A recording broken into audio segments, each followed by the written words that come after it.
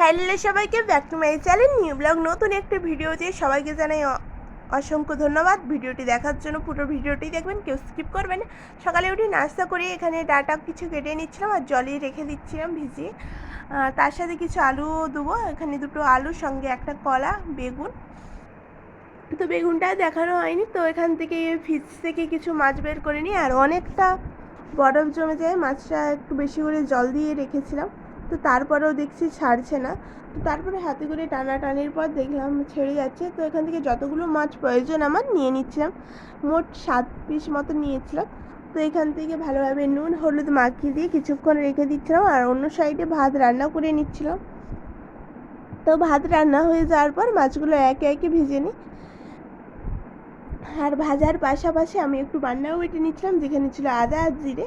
আজ ছিল বৃহস্পতিবার, যাই পুরোটাই নিরামিষ হবে। তো এখানে মাছ ভাজা কমপ্লিট হয়ে যায়, আর ওই সাইডে আমার বান্না বাটাও কমপ্লিট হয়ে যায়।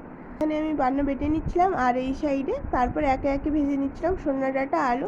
প্রথমে আলুটা ভেজে তারপরে সোনা ডাঁটাটা নেড়ে নিচ্ছিলাম ওই সাইডে। তো এখানে তরকারি কমপ্লিট হয়ে যায়। আর সোনাই এসে আমাদের বাড়িতে, দিদি আজকে ডাক্তার দেখাতে গিয়েছিল, তাই এখানে চকলেট ওনাকে দিই। আর তার সাথে এতগুলো খাবার দিয়েছিলাম, বাট উনি কিছুই খাচ্ছিলেন না, ফোন দেখিয়েও খাওয়াতে পারছিলাম না। তো তারপর একটু একটু সবাই খাচ্ছিল। তো যাই হোক, তারপর আমি দেখলাম আমাদের বাড়িতে প্রথম উনি ইঁদুর পুজো করলেন। একটা ছোট ইঁদুর মা পেয়েছে অনেক দূর থেকে, তো মাটির ঘরকে গিয়েছিল, সেখান থেকে এনেছে। তো যাই হোক, তারপর এখানে ভাত খেতে বসে পড়লাম, যেখানে ছিল ডাঁটা আলু বেগুন, কলা দিয়ে একটা মাছের তরকারি, আর সঙ্গে ছিল মাছ ভাজা আলু মাখা আর কিছু চিপস। তো খাওয়ার পর ওনাকে একটু খাইয়ে দিয়েছিলাম, উনি তো একদমই খাচ্ছিলেন না।